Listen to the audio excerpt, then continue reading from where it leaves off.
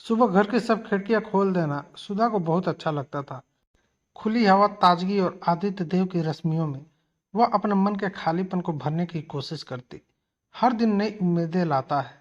सुधा इस नैसर्गिक सत्य को जी रही थी, लेकिन मां जी को यह कहाँ पसंद आता। शक संदेह के चश्मे से बहू को देखने की उनकी आदत थी। बिना सोचे समझे वे कुछ भी कह डालती। किस यार को देखती है जो सुबह सुबह खिड़कियां खोलकर खड़ी हो जाती है। कहते हैं तीर तलवार शायद इतनी गहरी चोट न दे सके जितने शब्द घायल कर जाते हैं। यहाँ तो रोज का किस्सा था। औरत जो थी, जिसकी नियति सबकी सुनने की होती है, इसलिए सुधा उनके कटु शब्दों को भुला देती। सच ही तो है, जब विकल्प न रहे तो सीमा पार जाकर भी समझौते करने पड़ते हैं। इस समझदारी ने ही उसे ऐसा तटस्थ बना दिया था जिसे सब पत्थर कह देते थे। कुछ असर नहीं, जो चाहे कहो। लेकिन यह किसे पता था कि उसका अंतर्मन आहत होकर कब टूट बिखर गया। यह तो उसे खुद भी नहीं पता था।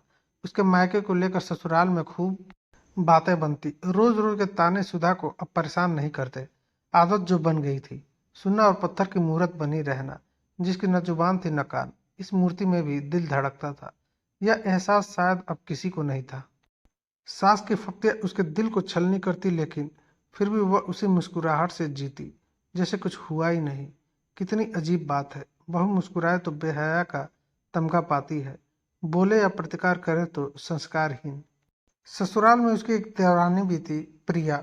बड़े घर की बेटी, जिसके आगे सासू माँ की जुबान भी तलुए से चिपकी रहती।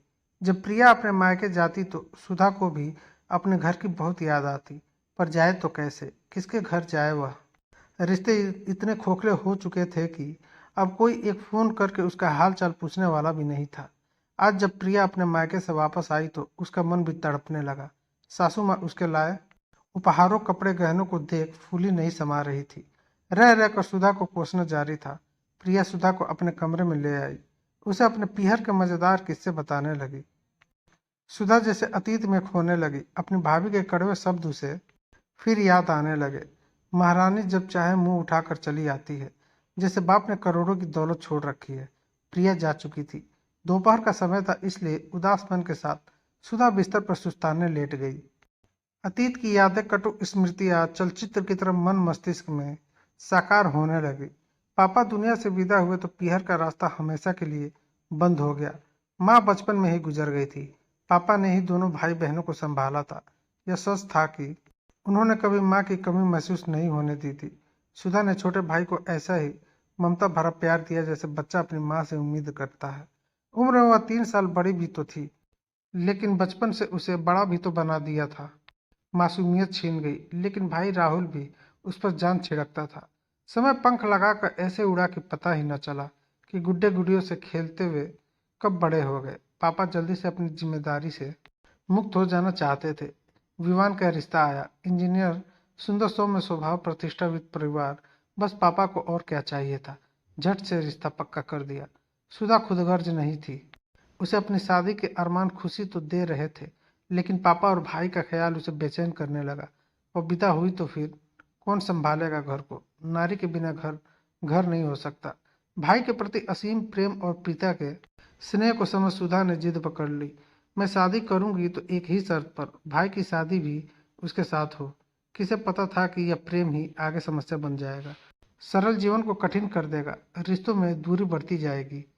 सबको झुकना पड़ा और 7 दिनों के अंतराल पर दोनों की शादी संपन्न हो गई। सुधा ससुराल के लिए विदा हुई तो पीहर में उसकी भाभी भी आ गई। बहुत खुश थी सुधा।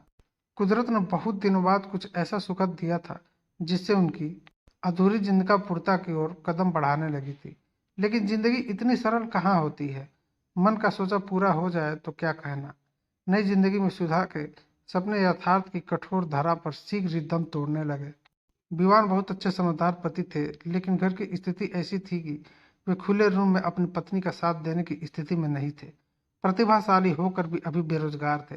दोनों ही सास ससुर पर निर्भर थे, इसलिए मजबूरियों से समझौता समझदारी था। पापा को शायद यह उम्मीद न रही होगी, इसलिए सुधा की शादी के बाद शुद्ध बेचैन रहने लगे।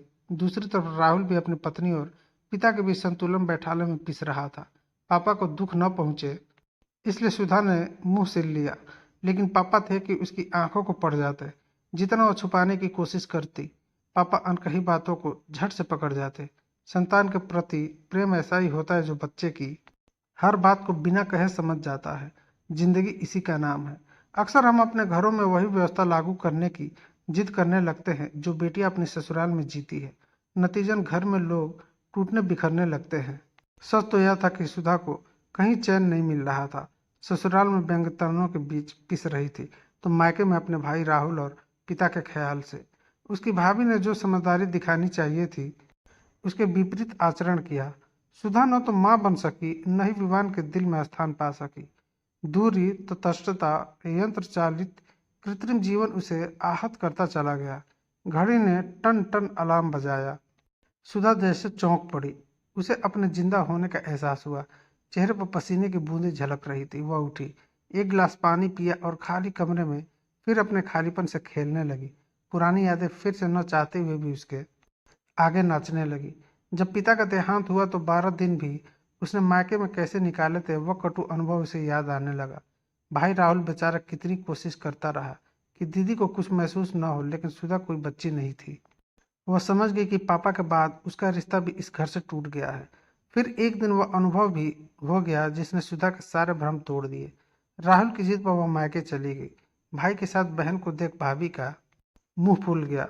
रात को सुधा ने उनके कमरे से आती तेज आवाजों को सुन लिया।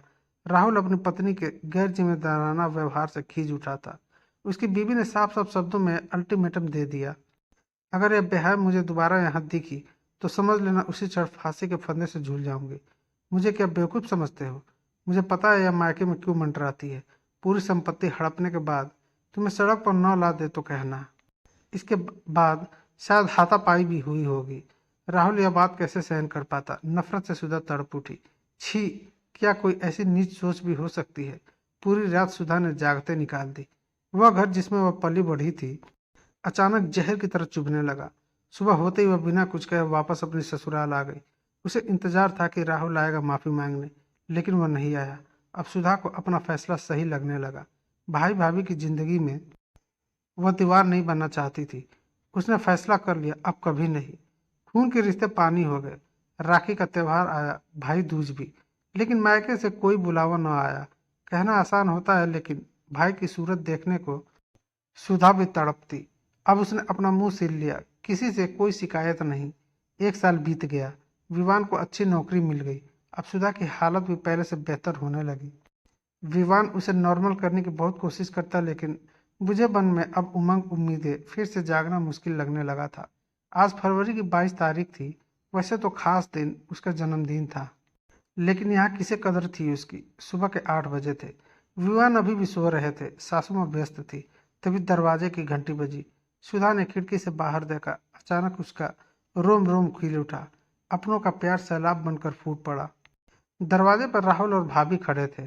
सुधा चहकते हुए दौड़ी, हैप्पी बर्थडे दीदी। राहुल ने पैर छूते हुए दी को शुभकामनाएं दी। भाभी भी उसके पैर छू रही थी। स्नेहिल छड़ों में कटुता क्षण भर में छू मंतर हो गई। सास और प्रिया आश्चर्यचकित थे। राहुल आज उन सबके लिए उपहार लाया था। सुधा किचन की तरफ दौड़ी। ससुराल में बहू का सबसे बड़ा मेहमान भाई होता है। सुधा के मन पर जमी बर्फ बहने लगी थी। भाभी भी उसका हाथ बटाने रसोई में आ गई। दोनों खिलखिलाकर ऐसे बातें करने लगी जैसे पहली बार मिली हो। विवान भी उठ गए। नाश्ते की तैयारी होने लगी।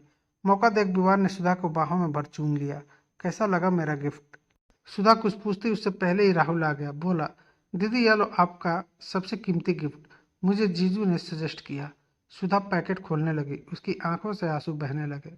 एक बड़ी सी फ्रेम की हुई पापा की तस्वीर, जिसमें उनकी मुस्कुराहट सुधा को नया जीवन देती महसूस हो रही थी। फोटो के अलावा गुड्डे गुड्डियां भी थे जिनसे सुधा और राहुल बचपन में खेला करते थे।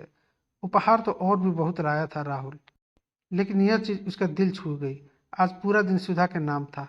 विवान ने शाम को एक आलीशान होटल में डिनर रखा था। रात में जब सुधा विवान के पास आई तो देखा सामने की दीवार पर पापा की फोटो टंगी है। विवान कह रहा था, सुधा ससुराल में मायके की यादें न हो तो जीवन अधूरा रह जाता है। अब अपने बेडरूम में आधी चीजें मेरी और आधी तुम्हारे मायके की यादगार वाली होंगी। ओह विवान, तुम इतना चाहते हो मुझे। सुधा भाव विह्वल हो विवान से लिपट गई। सुधा, चाहने का मतलब ही यही है कि हम बिना कुछ कहे एक दूसरे को समझे, एक दूसरे की कमी को पूरा करें। तुम अंदर ही अंदर घुल रही थी। लेकिन मैं तुम्हें जीते जी मरता नहीं देख सकता था। बत्ती बुझ गई, दोनों एक दूसरे की बाहों में खो गए। आज अचानक बर्फ पूरी तरह पिघल गई।